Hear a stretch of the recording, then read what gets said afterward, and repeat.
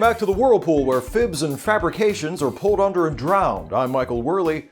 All anyone can talk about is the coronavirus.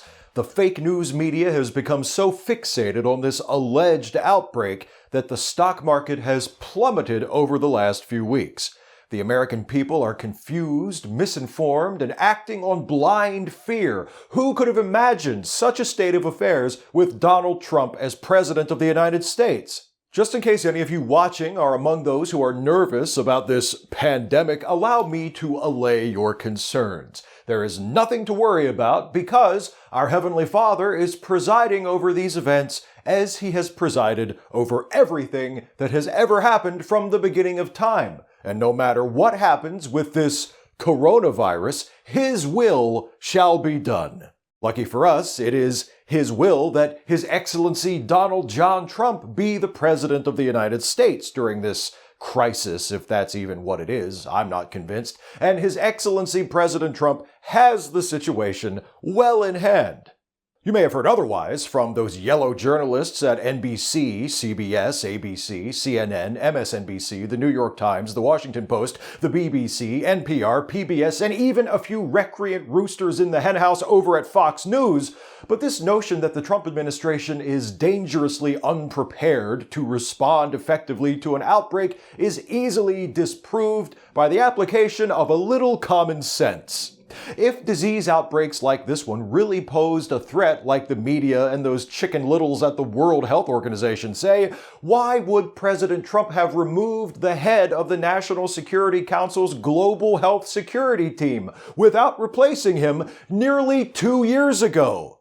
In fact, His Excellency President Trump not only removed the head of the Global Health Security Team, he disbanded the team altogether. He also removed a similar team within the Department of Homeland Security and cut billions of dollars in funding from numerous health-related government agencies, forcing the CDC to lay off staff and drastically shrink its international operations. Why on earth would he do that when global pandemics represented a legitimate threat?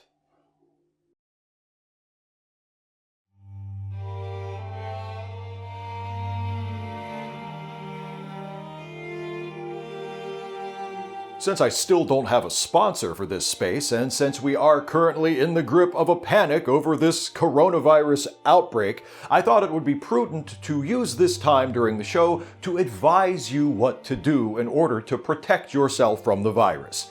I've been paying careful attention to His Excellency President Trump this whole time, so you can be confident that I'm giving you the best advice possible.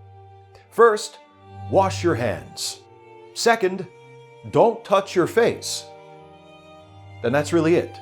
Do those two things and you should be fine. And if you do happen to contract the virus through inadvertent contact with a China person, for example, don't worry.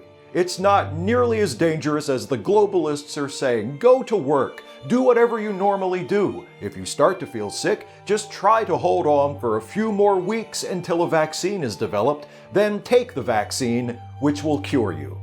If you get tired of waiting, get a flu vaccine. That should be just as good.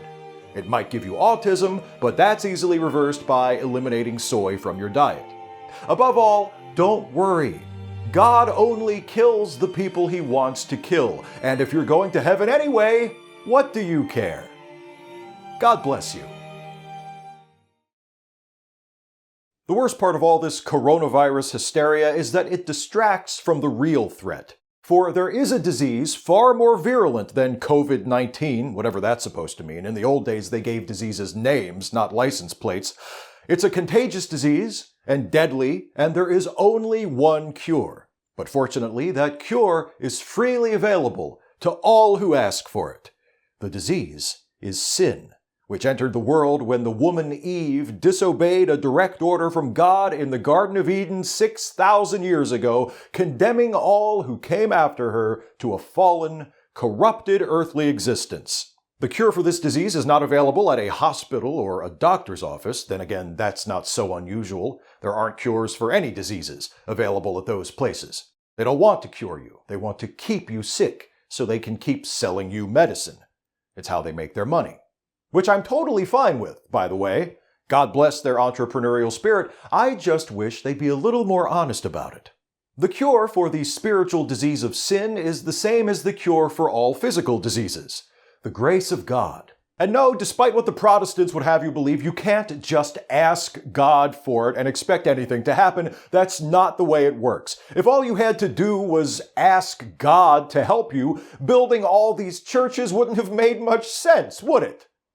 The church is God's house, and the clergy is God's staff, and you have to go through them if you expect anything to get done. You have to ask a priest to deliver God's grace to you. And it can't be just any priest in any church. It has to be an ordained priest of the one true church. Maybe that seems unfair, but don't come crying to me. I didn't make the rules. The founder of the one true church did. His name was Jesus Christ. Tragically, even though the rate of sin infection is 100%, most people won't choose to take the cure. Though Dr. Christ hung out his shingle over 2,000 years ago, the waiting times at his office are always surprisingly short. By which I mean to say, there aren't very many patients coming in for appointments. Obviously, it wouldn't make a difference if there were a billion people in Jesus' waiting room. He could work a miracle to keep the wait times reasonable.